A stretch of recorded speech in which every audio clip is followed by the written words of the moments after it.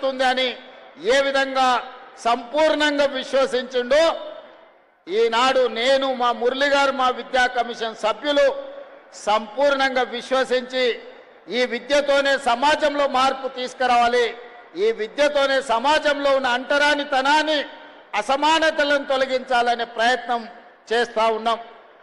ఆ ప్రయత్నంలో భాగంగానే మిత్రులారా ఈనాడు ఒక వినూత్నమైన ప్రయోగం పేద ప్రజలకు ఉపయోగపడే విధంగా ఈనాడు ఆరుట్ల గ్రామాన్ని ఎన్నుకోవడం జరిగింది. ఈ ఆరుట్ల గ్రామ ప్రజలు ఈనాడు ఇక్కడ ఉన్న చదువుకుంటున్న విద్యార్థుల తల్లిదండ్రుల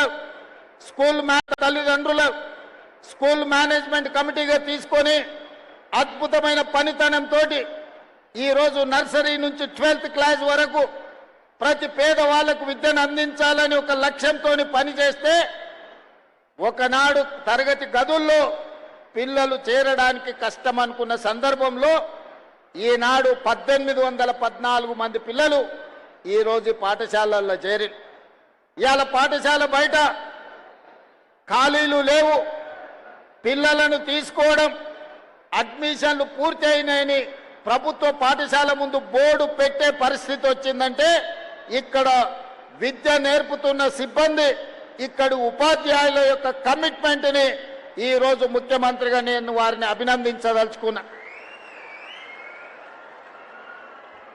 పాఠశాల విద్యా కమిటీ సభ్యులు విద్య నేర్పుతున్న ఉపాధ్యాయులు ఈరోజు తెలంగాణ సమాజానికి గొప్ప ఆదర్శంగా నిలబడ్డారు.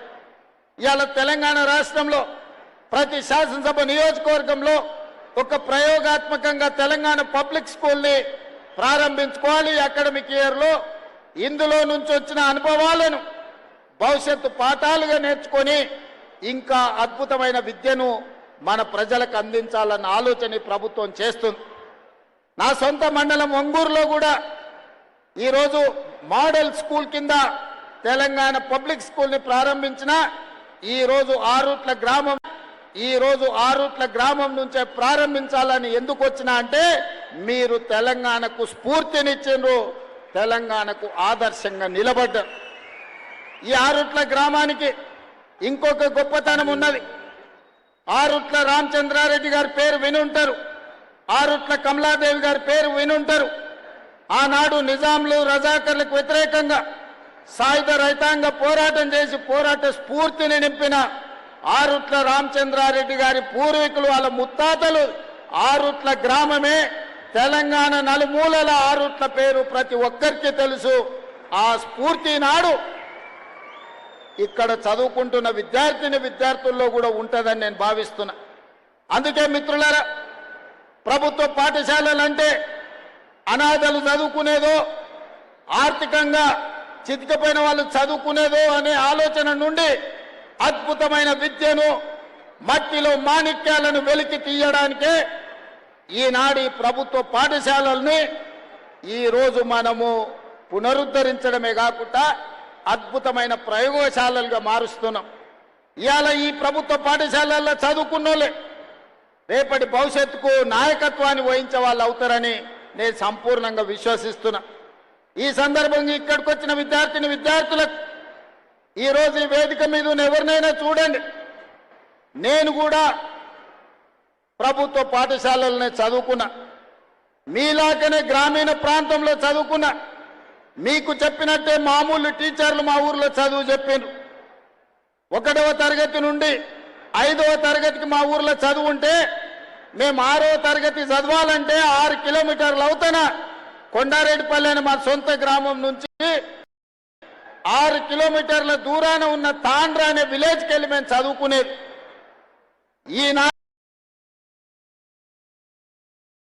ఆనాటికి మేము ఉదయము పాఠశాలకు నడుచుకుంటూ వెళ్ళి చదువుకొని సాయంత్రం మళ్ళీ 6 కిలోమీటర్లు నడుచుకుంటూ వచ్చేది.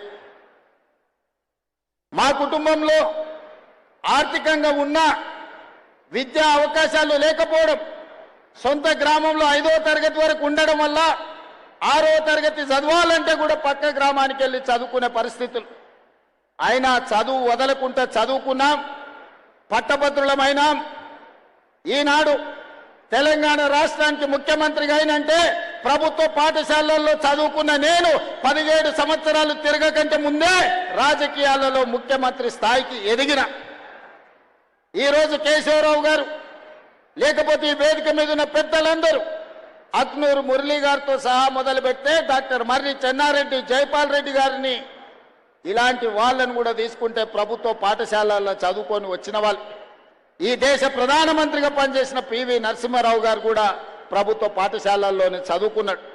అందుకే విద్యార్థులారా ప్రభుత్వ పాఠశాలల్లో చదువుకుంటే చిన్నతనం కాదు, ప్రభుత్వ పాఠశాలల్లో చదువుకుంటే ఐఏఎస్లు ఐపీఎస్లే కాదు, ఈ దేశానికి ప్రధానమంత్రి కావచ్చు, తెలంగాణ రాష్ట్రానికి ముఖ్యమంత్రి కావచ్చు అని మీ కళ్ళ ముందలనే ఉదాహరణలు ఉన్నాయి. మీరు చదువుకోండి. మన భవిష్యత్తును ఇంట్లో భూములో లేకపోతే ప్రభుత్వం అందించే సంక్షేమ పథకాలు మన భవిష్యత్తును మార్చవు. అవి బ్రతకడానికి మాత్రమే ఉపయోగపడతాయి. మన భవిష్యత్తులు మారాలి, మన తలరాతలు మారాలి, మన తల్లిదండ్రుల ఆత్మ గౌరవంతో తలెత్తుకొని మన గ్రామంలో మన జిల్లాలో తిరగాలి అనంటే విద్యలో రాణించాలి. ఐఏఎస్లు ఐపీఎస్లు కావాలి, డాక్టర్లు లాయర్లు ఇంజనీర్లు కావాలి, ఈ దేశానికి నాయకత్వం అందించే నాయకులు కావాలి.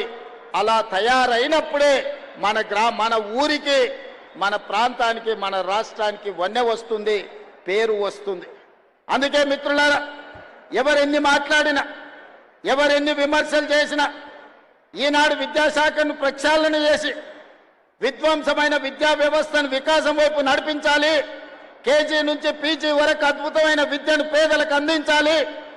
విద్యనే కాదు క్రీడలలో ప్రోత్సహించాలని ఈనాడు తెలంగాణ పబ్లిక్ స్కూల్లో నర్సరీ నుంచి 12th వరకు పెట్టుకున్నాం. ఇదే కాదు ఈనాడు young India integrated residential schools ప్రభుత్వమే తెలిసో తెలియకనో ఎస్సీలను ఒక దగ్గర, ఎస్టీలను ఒక దగ్గర, బీసీలను ఒక దగ్గర, మైనారిటీలను ఒక దగ్గర, మిగతా వర్గాలను ఇంకొక దగ్గర హాస్టళ్లు పెట్టి చెప్పకనే కుల విభజన చేస్తున్నారు. మన మధ్యలో కులాల మధ్యన గోడలు కడుతున్నారు. నేను ఆలోచన చేసిన కుల వ్యవస్థ నిర్మూలన జరగాలంటే ఈ అడ్డు గోడల్ని కూల్చాలని young India integrated residential schools ప్రారంభించి SC ST BC minority upper caste అందరినీ 500 మంది విద్యార్థులను 2500 మంది విద్యార్థులను 25 ఎకరాలలో అద్భుతమైన ఇంటిగ్రేటెడ్ రెసిడెన్షియల్ స్కూల్స్ ని డిజైన్ చేసినాము. ఈ రోజు నిర్మాణ దశలో ఉన్నాయి, తొందరలోనే పూర్తయితాయి. ఇలా చదువు ఒక్కటే కాదు, స్కిల్స్ ఉండాలి. ఈనాడు ప్రపంచంలో వైట్ కాలర్ జాబ్లు ఏఐతో పోతున్నాయి. ఈ రోజు బ్లూ కాలర్ జాబ్లు సృష్టించాలి అని అంటే శిక్షణ నైపుణ్యం ఉండాలి, వృత్తి నైపుణ్యం ఉండాలి. అందుకే ఈరోజు యంగ్ ఇండియా స్కిల్స్ యూనివర్సిటీని ప్రారంభించుకున్నాం. మన భారత్ ఫ్యూచర్ సిటీలోనే యూనివర్సిటీ తయారవుతుంది. డిసెంబర్ 9 నాడు ప్రారంభించుకోబోతున్నాం. ఇప్పటికే 1000 మందికి శిక్షణ ఇస్తే 1000 మందికి ఉద్యోగ ఉపాధి అవకాశాలు దొరికినాయి. అదే కాదు ఇంతకుముందు నేను వస్తున్నప్పుడు స్పోర్ట్స్ గ్రౌండ్లో పిల్లలు కనిపించారు. వాళ్ళని కలవడానికి వెళ్తే ఆ పిల్లల్లో ఎంత నైపుణ్యం ఉందంటే కాసేపు ఫుట్బాల్ ఆడుతుంటే అద్భుతంగా హైదరాబాద్ లో అకాడమీలో ఆడుకుంటున్న పిల్లల కంటే ఆరుట్ల గ్రామ పాఠశాలల్లో ఈ రోజు ఫుట్బాల్ ఆడటమే కాకుండా ఆడపిల్లలు అక్కడ బాస్కెట్ బాల్ ఆడుతూ కనిపించారు. క్రీడల్ని ప్రోత్సహించాలి. 140 కోట్ల మంది జనాభా ఉన్న మనం ఒలింపిక్స్ క్రీడల్లో ఒక్క గోల్డ్ మెడల్ కూడా తేలేకపోతున్నాం. నేను సౌత్ కొరియా స్పోర్ట్స్ యూనివర్సిటీ ఆ దేశానికి వెళ్తే ఒక స్పోర్ట్స్ యూనివర్సిటీకి వెళ్ళిన చూద్దాం.